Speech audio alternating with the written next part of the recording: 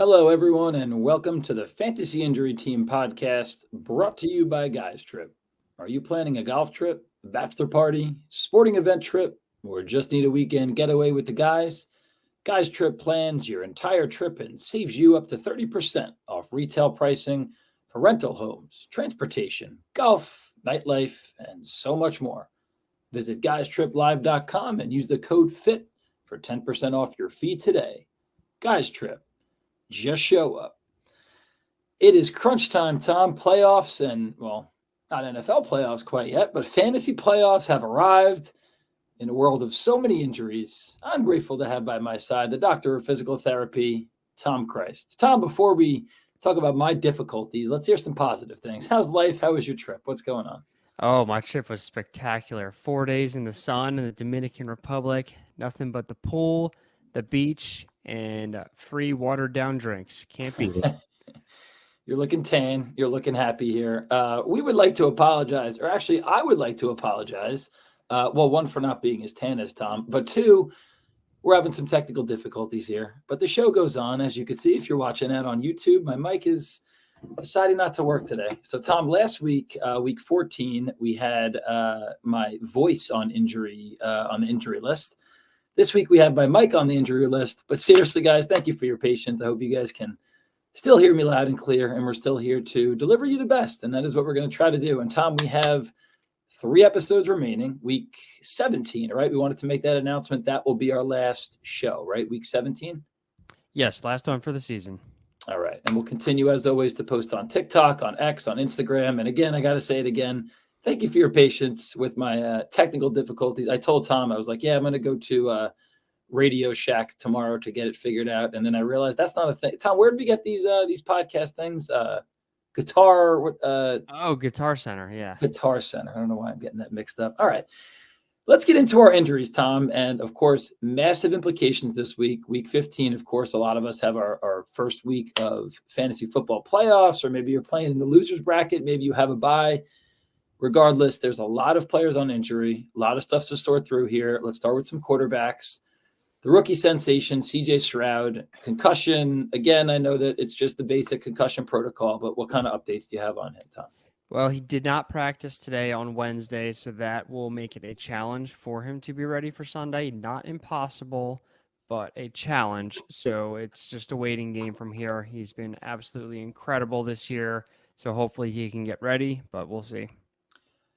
Dude's been a stud. Quarterback 6, 18.6 points per game, even without some of his weapons. You know, Nico Collins going down. We'll talk about him a little bit later with Tank Dell being down.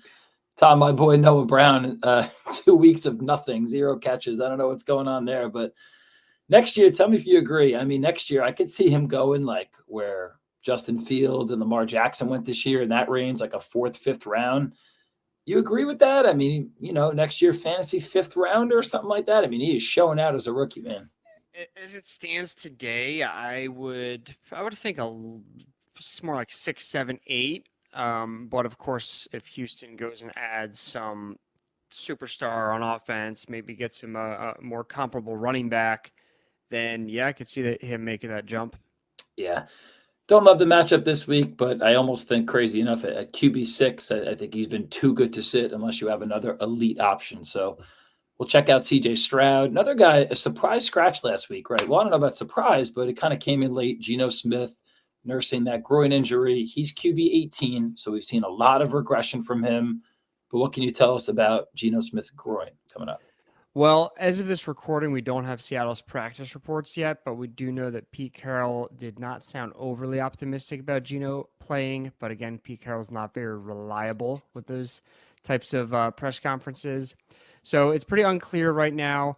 But let's think about how the groin is involved in the throwing motion. The throwing motion involves a lot of hip rotation and a lot of transferring the weight from the back leg, which in his case would be the right leg, to the front leg. So while the groin is not a primary hip rotator, it does play a role in hip rotation, and it is very involved in being stable on one leg, or even just when like 80% of your weight is shifted to one leg or not. So I could definitely see this impacting his deep ball. So someone like Metcalf and Lockett, that could affect them, of course. And Geno himself, I don't think he's startable at this point unless you're in a 2 QB league, and this injury doesn't make me any more confident in him starting. So it's kind of a limbo thing where it's like if he plays, it's not gonna be the worst injury that he could have, but it definitely could make things worse for his throwing, which could then make things worse for his receivers. Fair enough. Yeah, I think the Geno Smith analysis is more our worry, or are we going to play DK Metcalf? Are we going to play Lockett, JSN, so on and so forth? In terms of his season, yeah, I mean, we knew regression was coming. Seahawks right now on the outside looking in. I mean, they need a win. They're going to do whatever it takes. At least Drew Lock is solid. I mean, again, he's not the worst backup to have. I wouldn't mind him. I mean, without Geno, I think it's definitely a downgrade for DK. I mean, even if he does play, you talked about the deep ball. I think with Drew Lock in the lineup, I feel like he will look to, at least what I saw last week, safer, quote unquote, options, a Tyler Lockett, a dump down to one of their running backs, right? I think you're still playing DK, but I don't love this news overall for fantasy playoffs, at least this week so far. All right. Another tough one, man. And another one for the Chargers, because we also saw that Keenan Allen was now downgraded to out. But obviously, as we know as well, the quarterback, Justin Herbert, has a broken finger, and he's done for the year. What's the update on Justin Herbert? Just not a great year for the Chargers overall. And Herbert, this is not a critically terrible injury, not at all from a long-term standpoint, but of course he needed surgery, so he's not going to be able to play again this season. But I mean, literally a couple weeks after the season ends, he'll be able to get back to full exercising and throwing and things like that. So he'll have the better part of the offseason to train and to be ready and for camp in week 1, and this should not impact him long term whatsoever. So dynasty, he's still a hold, and next year this should not affect his draft stock. If this was non-throwing hand, he would be able to play possibly tolerance, or would that not be? I'm just asking. He's actually the perfect example because earlier this year he broke his finger on his non-throwing hand. Oh, he did. Yeah, and he didn't miss any time. Oh, okay. So, but yeah, I mean the index finger is critical for that throwing motion. It's the last digit that's touching the ball. It's really putting a lot of that spiral on and really finessing the accuracy of the throw. So this is a very tough injury to play through, but the prognosis, the healing prognosis is just fine. Fair enough. Chargers, like you said, they have been horrendous. It's just been a bad year for them. They get the Raiders, I think, this week, which is winnable. Then they got the Bills, the Broncos, who are surging still, the Chiefs. I mean, they should just pack it in at this point. But it's going to be Easton Stick, Tom, the 28-year-old out of North Dakota State. I tried so hard to look into his numbers that there's nothing there. There's nothing on this guy. So there's a lot of questions, a lot of unknowns. I mean, teams could put 8-9 guys in the box, but I think there's going to be no choice but to make it the Austin Eckler show or the Joshua Kelly show. I mean, obviously Keenan's out, so I don't know what the heck else they're going to do on this team, but I think it's going to be ugly, and I feel bad. We can maybe hop over to Keenan if you don't mind, Tom, right? We'll just kind of skip down to him now, but, I do feel bad for the Keenan Allen owners. I mean, he was, wide receiver 3, I think, all season long. I mean, he got them there. I just don't see a world where he even comes back, and he's very good because of the quarterback situation. But why don't you talk to us about at least his health, for himself, Keenan Allen? Well, he's dealing with a heel injury, which is similar to what Marquise Brown's dealing with. And let's take Brown, for example. He was able to play through the injury until he re-injured it. And Brown we'll talk about a little bit later. But with these types of injuries, if there's no fracture to the heel, it's usually either a bruise or it's a tension type injury from the calf, and then we'll call the posterior chain pulling really intensely on it. So that type of injury can really be more of just kind of get things warmed up, loosened up, and you're okay. So I don't see this being a long-term problem for Allen. Obviously, he's not playing this week. I think they play Thursday, don't they? And yes, they do. Yeah, tomorrow / today, depending. Yes. So quick turnaround, and I imagine that is a factor in why he's not playing. I think it might be a different story if he was playing Sunday. But this is not something I'm expecting to linger throughout the fantasy playoffs. But again, like you touched on, Easton Stick's is quarterback now. We don't know what to expect out of him. So it's going to put fantasy players in a tough position where you can't bench like your best player, but his upside is not what it's been all season long. Yeah, I don't think so either. I mean, this week, maybe if you're desperate, you play Joshua Palmer if he's even going to be back. But again, we just don't know. I mean, cool name. There's been, I think, Tom, this has been the year of like the people with the coolest name. I forget some of the other ones we've talked about. A lot of people with cool names, but I mean, we'll see. Listen, maybe Easton Stick stands out this week, but I don't know. I'm worried about Keenan Allen. I mean, Keenan Allen is a guy when healthy, anybody could throw him the ball because he's always just open. And again, for Eckler, it has to be volume incoming. He just been ineffective himself. So I don't know how that's going to go. So we'll see. I mean, the Raiders are a winnable game, but some of these other games are going to be really, really challenging for the Chargers. Let's pop over to some running backs. Let's go to Josh Jacobs. He has a quad injury. What can you tell us about him? Yeah, he didn't practice all week, and they play Thursday night as well. So we'll keep an eye out as people are listening to this on Thursday. Be sure you're keeping an eye out for his updates. We'll know before the game if he's playing or not. Quads are obviously big, strong, powerful muscles that create acceleration, top end speed, running power, cutting, all that stuff. So with him not practicing all week, I do expect this to hinder his production to some degree. But this is a guy who is getting so much work on that offense that I think he'll, even if he's hindered, he's still going to be productive enough if he does end up playing. I would expect them to limit his snaps to some degree, but still, he'll probably still touch the ball 15 to 20 times. And again, that's if he plays. You have to check in before the game starts. So while his total upside may not be what it usually is because of this injury, it should still be pretty good. Yeah. It's just his usage, man. I mean, last year, I'm almost positive last year he led the NFL in touches, and this year he's way up there again. He's number 2, only behind CMC. I mean, already, man, Jacobs 270 touches. Like, even if the Raiders, I mean, last week the Raiders lost 3-0 in the lowest scoring NFL game in 16 years, but it doesn't matter. They're going to turn around, hand the ball to Jacobs, and guess who they're playing this week? The Chargers that we just talked about, who knows if they're going to be able to move the ball. Might have another low-scoring game. But again, if he is healthy, I think you could play him. Now, if he's out, I think it's a disaster. It's a combo between Zamir White and remember Amir Abdullah, Tom, 30 years old now. He was on the Lions for a while. League, man. I drafted him in Dynasty in, I want to say it was 26, the same year that Todd Gurley was drafted, and Melvin Gordon. And Amir Abdullah is still playing. He's excuse me, not a big name, but he was a big name. He was a guy like a sleeper many, many years ago. But again, Jacobs is up there again. And I was actually really curious. So I just looked at some of the touch leaders, Tom. You got CMC up there, as always, 278. Number 2 is Jacobs, 270. ETN, 263. Rachaad White, 4th in the NFL in touches, 249. You got Pollard 5th, you got Mixon 6, Henry 7, Barkley 8, Swift at 9, Bijan at 10. I wish Bijan could be at 1. But 2 things that stood out to me, 2 guys that are way up there in the fantasy rankings. Kyren Williams, I didn't know that he missed some time, but he's 25th, only 184 touches. I think he's going to keep getting loaded up. And then Brian Robinson, who and he's only missed 1 week. I guess he's been really efficient because he's like in the top 10. He only has 189 touches, but just was interested in that. And again, Jacobs is just going to be worked. And I think it's just safe to play him based off volume.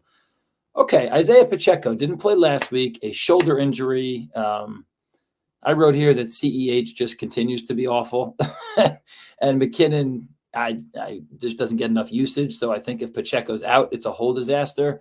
Why don't you talk about, his injury and how maybe you would handle, this backfield situation?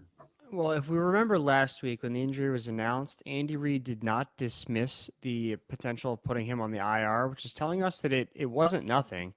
And then this week we're getting reports, no, he's not going to go on the IR. He's dealing with a contusion or a bruise.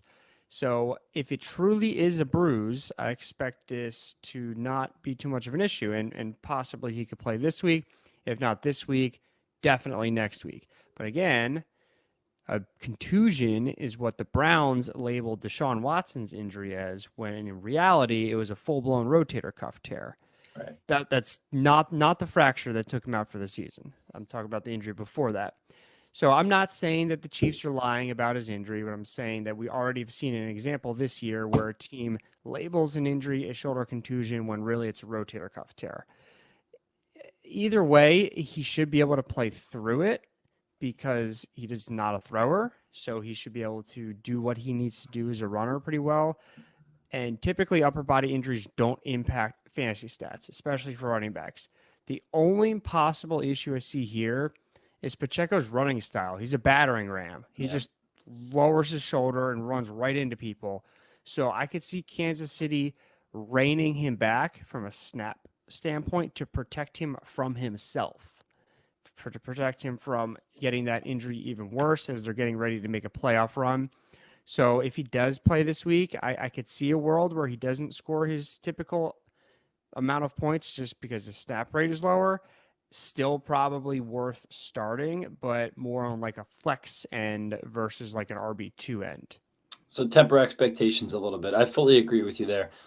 Any reactions to that crazy Bills Chiefs ending? I mean, I know you were on vacation and stuff, but yeah, I don't understand what the Chiefs were complaining about. Like Tony could not have been more offsides. It was a million %. It's sure the refs usually. I get they want consistency from the refs. If you're gonna give the guy a warning, there's offsides, do it all game. But still, it's Tony's responsibility to be on sides, and it's Mahomes' responsibility to make sure his guys are on sides. Yeah, it was. The Chiefs are a team that frequently gets a lot of calls. I'm going to sound like a parent. I was disappointed in Mahomes and how he handled it after, but also I really do adore him. And he came out and really apologized after. He was just super fired up, but he was well off sides. I just don't see what the issue is. I guess they're just fired up. Now that play was actually insane. A sick play. It was disgusting. Travis Kelce's the best. I mean, it's just a disturbing play. All right. Let's keep it moving, man. Let's go to Aaron Jones, who is dealing with a knee injury. Talk about a disappointing season. Guy hasn't played since week 11. He's RB 47 on the year. And in his absence, Dylan continues to be mediocre in that starting role. But what do you think? Is he still going to be in that starting role? I know you always talk, Tom, about how the Packers slowly bring their players back. But what do you got for Aaron Jones? Yeah, and that's the problem. And when Jones got hurt a few weeks ago, we talked on the show about how he may not be trustable rest of fantasy season. So now we're entering week 1 of the fantasy playoffs. And sure, he may play. We still don't know. He was limited in practice today, but he was limited last week as well. But what we do have a pretty good idea of is that even if he plays, he's not going to see the field more than 35-40% of the snaps, which will really limit his upside. Of course, he could score still. Of course, he could catch some balls. But we're not going to see elite production, most likely, unless he has a couple plays that just he goes off on. From a volume standpoint, we're not expecting a tremendous amount.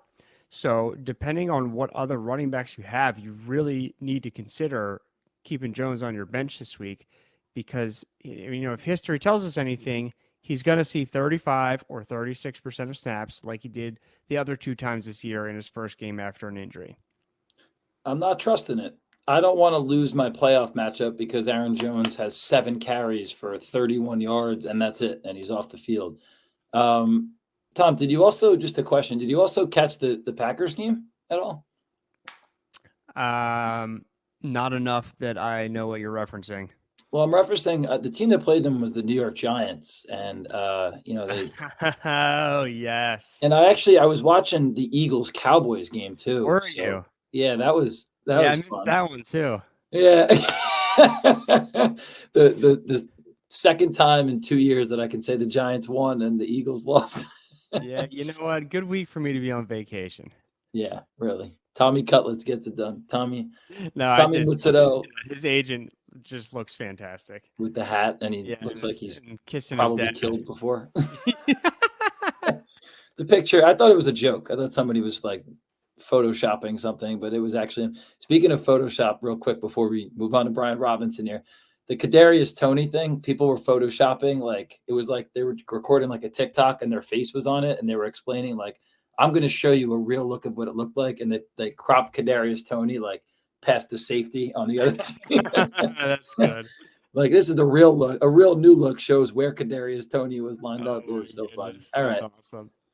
All right, man. Brian Robinson, hamstring. Again, been really solid this year, and they're coming off a bye. Is he rested? What do you think about him for week 15? He didn't play, or I'm sorry, he didn't practice today on Wednesday. But let's consider Robinson's playing style. So we know the hamstrings impact speedsters the most because that top 80 to 100% of your sprint is when the hamstring gets loaded the most. Therefore, if it's injured, it's going to impact that top speed, but also that's where a re-injury would be more likely to happen. Brian Robinson's not a speedster. He's a bruiser. He's a one-cut, get you 5-6 yards, and maybe run somebody over type. So I don't expect this injury to hinder his playing style at all. Of course, there's high recurrence with hamstrings, but again, that's more when you're getting that speed built up, which takes a lot of yards to do. Additionally, running backs on average see no decline in fantasy production in their first game after hamstring injury, with 37% meeting or exceeding their pre-injury average in that first game back. So, of course, we have to make sure he plays. But if his practice participation starts to ramp up this week and he plays this week, he's a solid start. Fair enough. Again, they're coming off the bye. They're playing the Rams, who are a middle-of-the-pack team against the run. Projected pretty high total in that game, so I think we are going to see some points. So if Tom's playing him, I'm playing him. Najee Harris dealing with a knee injury. What do you have for him and his fantasy outlook for Week 15 and his injury outlook? Well, he practiced in full this week, so he is actually off the injury report. This shouldn't hinder him at all. All right, gotcha. I totally forgot that you texted me and said that he's all good, and I just brought him up anyway. I just put definition of him as just meh. He's just so meh. Like, perfect definition for him. Najee Harris. All right, whatever. All right, let's go to someone that has been absurdly consistent, unbelievably so, and it's Jerome Ford. And I'll tell you about that, but we'll let Tom talk about his wrist injury. What's going on with him? Got x-rays after the game. They were clean. No fracture present. Likely a sprain, which with wrist sprains, if they're really bad and need surgery, like Joe Burrow, well, then they need surgery, and it's a lengthy rehab. If they're just mild and don't need surgery, it's not going to affect a running back very much. So he's going to probably be taped or braced or something to support it, but it's not going to be so thick of a taping or bracing that he can't manipulate his hands to make catches. And he doesn't really need his wrist to do a whole lot when he's holding the ball, as long as he's able to still secure the ball properly or just carry it in the other hand. So I don't expect this to hinder him whatsoever. Normal snap rate, normal production. All right, sounds good. He's a guy, now I'm just looking at his game log, and I wrote some stuff here. Just a model of consistency. I mean, I can't just say that he's a league winner, but what a pickup he was after Chubb went down. So, yeah, week 2 went off 22, week 3, 18, and then 7, and then they had the bye week. Listen to this ridiculous consistency since we'll go just to from week 9 on. 10.2, 11.4, 10.9, 9.9, 12.7, 10.7. He's a perfect flex play. He's a perfect guy to get you 10 points. I'm totally fine with him this week. Play the Bears, who are ranked highly. They're actually somehow ranked second in rushing yards allowed, but I think I totally trust Jerome Ford. And if you're desperate, this is crazy, Tom. The Bears stink against the pass. Maybe another big game for Joe Flacco, man. Or David Njoku had a really big week last week. Crazy.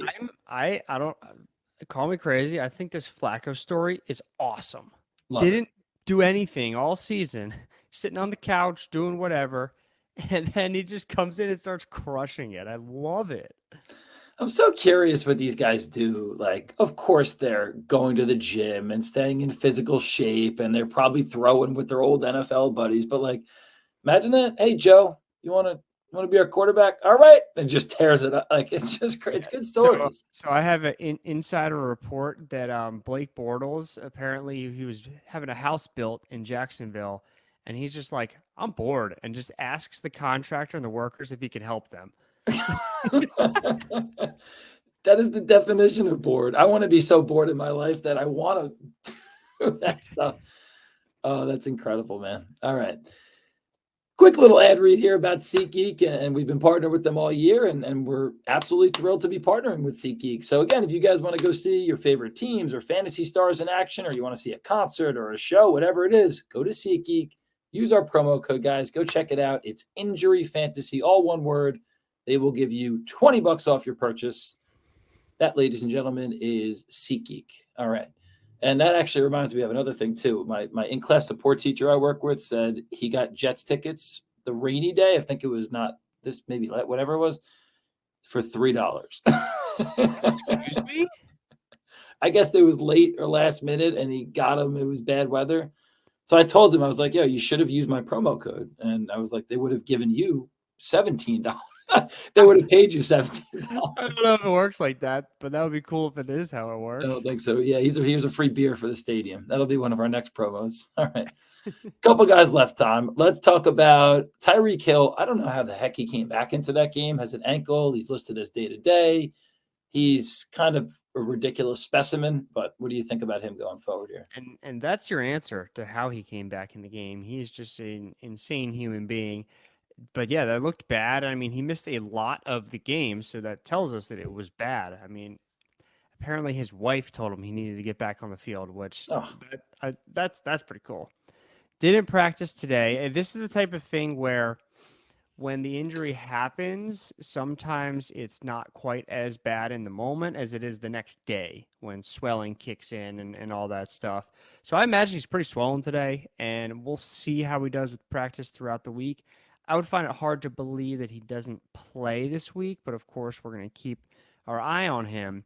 This type of injury can definitely impact shiftiness, and that's a big part of his game, but not so much the top straight line speed. So I think it was a couple weeks ago, we actually were talking about this type of injury for receivers, and I believe I used the example that a player like DK Metcalf, this would not be such a big deal for, but a player like Tyreek Hill, this could be a bigger deal for. So I wouldn't be surprised if we see this hit his production to some degree. Still, he's averaging 21.1 points per game, so even a 25% dip is still a lot of points. Of course, you're playing him if he plays, but this totally could curb his upside. Yeah, 100%. Wide receiver 1 on the year, 21.1 points per game. And again, even if you do have that dip that you talked about, it's still, I'm not going to do the math, it's still a lot of points. I mean, with him banged up, I have 2 questions for you, Tom. With him banged up, I mean, they lost to the Titans. The offense, it's easy for anybody to say this, whether you like football or don't. Their offense truly did not look the same without him, and they just don't. He stretched the field. He's, like, to me, that's the definition of someone. I'm not saying he's the MVP. I'm really not. But is there a world where Tyreek wins the MVP, or is it just always going to go to the quarterback? I mean, what do you think? In a fair world, yes. But the world's not fair, and the NFL likes quarterbacks the most. So yeah. I doubt it, but I think it would be well deserved and really cool if he does win it. Yeah, I mean, he would have to do something. He's already done things that are amazing, but it would have to be a spectacular finish. I always look at MVP. To me, everyone looks at it differently. If you remove that player from the team, how well are they going to do? Right? I could have this conversation all day. Like Brock Purdy, if you take him off the team, I think he's a fine quarterback. I bet you there's 12 to 15 other guys that can throw the ball to Kittle and to Debo and to whoever. Like, maybe if you take Jalen Hurts off the Eagles, I don't think they're going to be very good. If you take Tyreek Hill, like, you know what I mean? Like, that's how I look at the MVP talk. But here's offensive lineman win the MVP one year. Just give it to Jason Kelce. He's just a cool guy. I'm into it. All right, before we move on, a multiple choice question for you, Tom. You have to only pick one. Which best describes Tyreek Hill? A, machine. B, superhero. C, disgusting. D, fast. Fast. Fast is the one that you went with, the adjective you picked? Yeah. You shook your head at machine. The guy's a machine. Yeah, but he's also really fast. Oh, all right, fine. Easy. I was going to put E, all the above. All right, couple guys left. I think we got 4 players left. Another big one, and another guy with an injury concern as well as a quarterback concern. Just overall, we're talking about JJ. Sucks. Came back from the injury, long awaited, hard hit, went down with the chest injury. I think rushed to the freaking hospital. But now, he's going to play. What's the validity to that statement? Yeah, probably. He's probably going to play. So the hospital's a preventative thing with that type of injury because they want to make sure that there's no fracture to the ribs that could be impinging on either the lungs or the kidneys. Sometimes the way he got hit, I put out an Instagram video on him that clearly shows the hit. He got hit pretty darn close to where the kidneys are. So they want to make sure all that stuff's okay. And he was very quickly discharged once all that was cleared. So, and we know there's no fracture because they would let us know if there was a fracture. He's just dealing with some rib bruising and pain. So as long as he's able to get the range of motion in the torso and the shoulders back, we've seen a ton of players this year play really well right after this injury. Amon-Ra St. Brown, David Montgomery, Jalen Waddle, Puka. The list goes on and on. There's plenty of guys who have played just fine after this type of injury, and I expect no difference from Justin Jefferson. I'm with you too. So then what would your level of concern be, 1 to 10? 10 being really concerned, 1 being nothing. 0. 0, good. Okay. Thought you'd be low on that. So that feels good. Hopefully he could win us some leagues. Next guy, Nico Collins, nursing a calf injury. He's wide receiver 14. 13.9 or so points per game. He always has the upside to make big plays. Can he still do that, dealing with this calf injury? It's going to be really, really tough. We have talked about calf injuries of the Houston Texans receivers multiple times over the past month.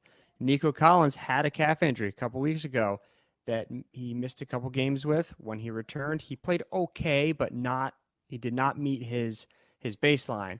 Then his teammate Tank Dell had the calf injury. Unfortunately, a couple plays into that next game, the broken leg. So that one really, really burned. But historically, wide receivers see a massive dip of 44% of their fantasy production when they return from a calf injury, with only 5% playing up to their pre-injury baseline. And there's a reason for that. The calf is critical in accelerating, sprinting, and jumping. Those are all big parts of being a wide receiver. So if that's not all there, he's going to be much slower. It's going to be harder to get off the ball. It's going to be harder to get open. It's going to be harder to run after the catch. And it's going to be harder to make contested catches. So I know he's been very good, and nobody wants to hear this, but consider someone else this week. I listened to your advice last time, too, with Tank Dell, and that's an injury that, again, like you said, we have to take that seriously. So, again, if you got other options, I'm for it.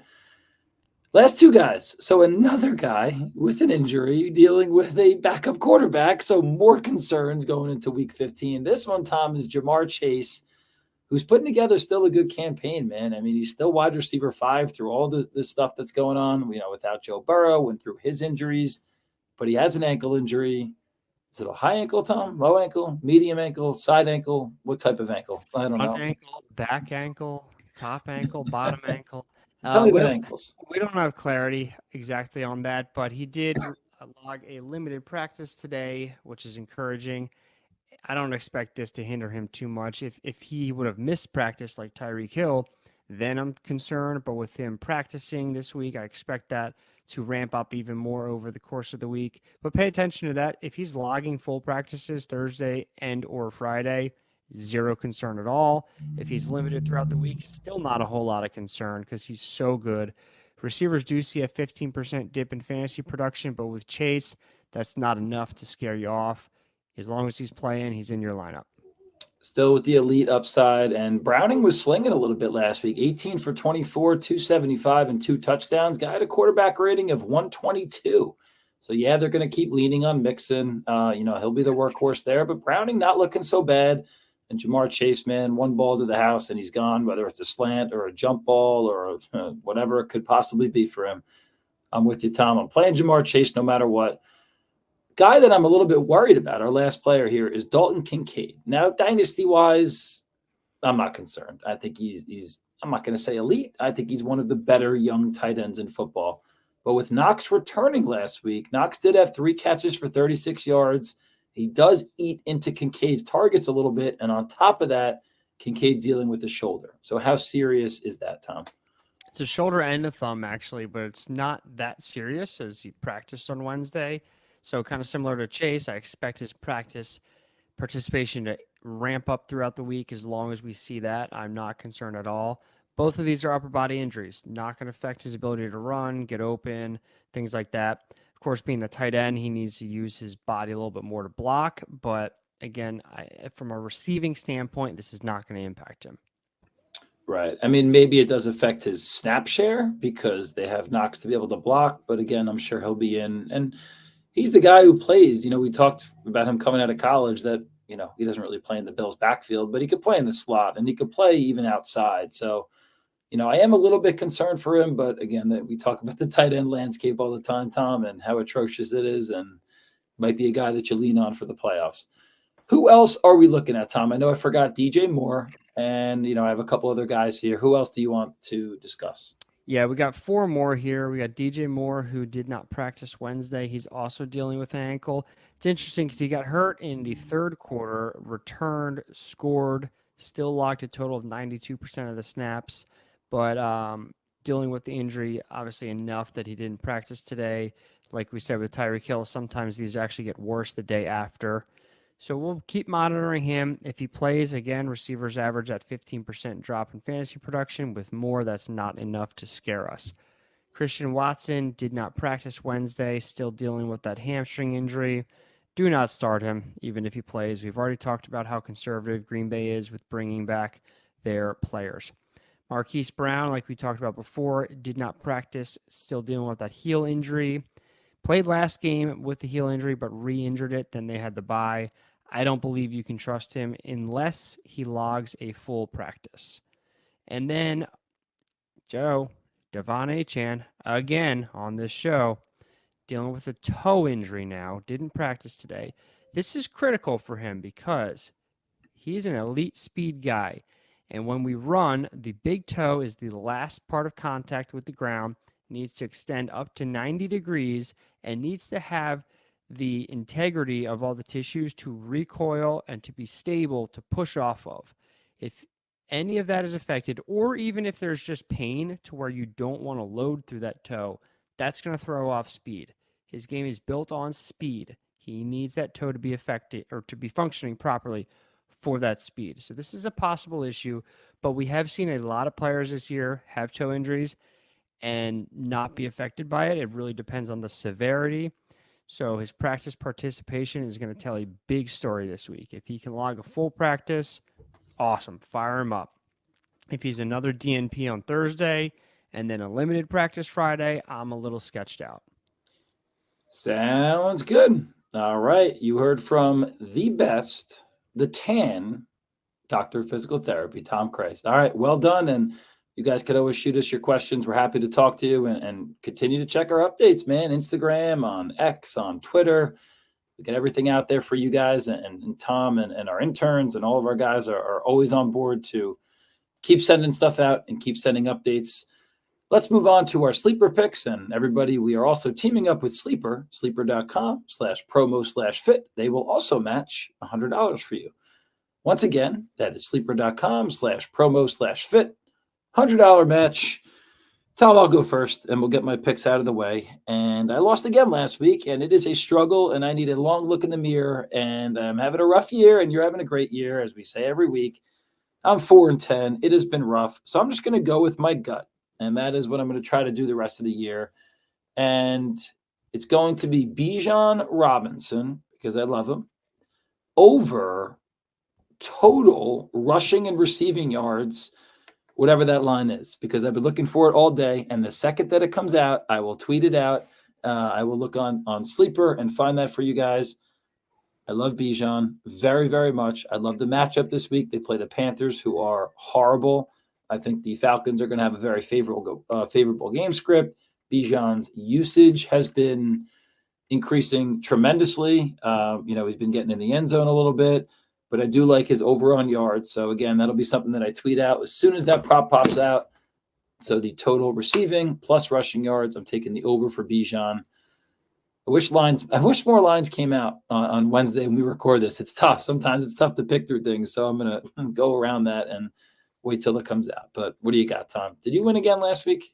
No, I missed. I had Zach Moss rushing and receiving over 87.5, and that did not happen.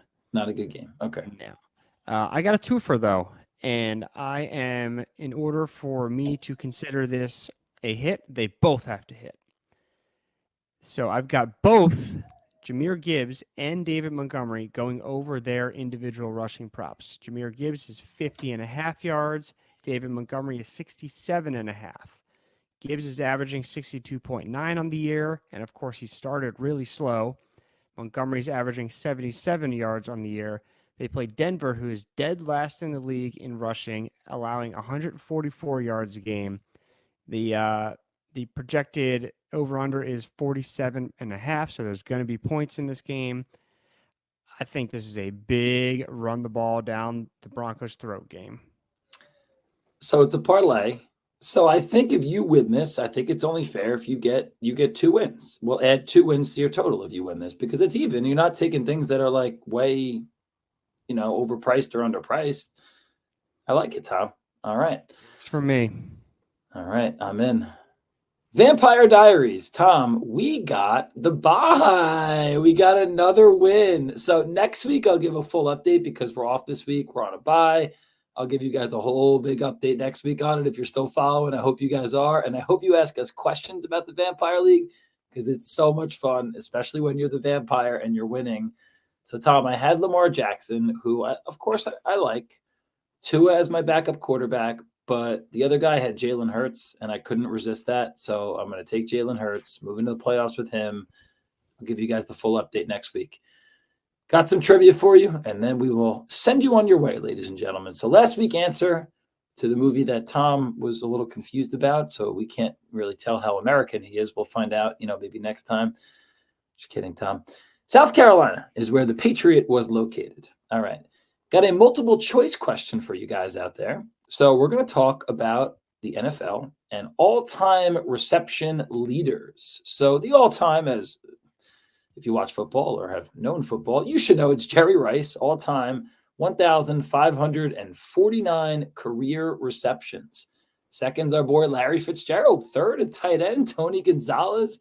Fourth is Jason Witten. Then you got Marvin Harrison. I think like Chris Carter was in the mix, whatever. So let's ask this question, everybody. Which of the following active players has the most career receptions with 910? Now, I will say it is very close, but which active player has the most receptions all time with 910? Is it A, DeAndre Hopkins, B, Keenan Allen, C, Devontae Adams, or D, Mike Evans? Tom, what's your answer? You want to give it now or you want to wait? Not that it matters, I'll do it off air. I know the answer. Oh, you actually do know the answer. I hope he's wrong, everybody. We will update you next week. All right, Tom. Des, thank you so much for being here. I'm sorry about the mic. I'll make sure I go to Radio Shack / Guitar Hero Center places. I will get it fixed next week, but we genuinely, seriously thank you guys for being here. Go out there, go dominate your playoffs here in week 15, and we'll see you guys next time on the Fantasy Injury Team Podcast.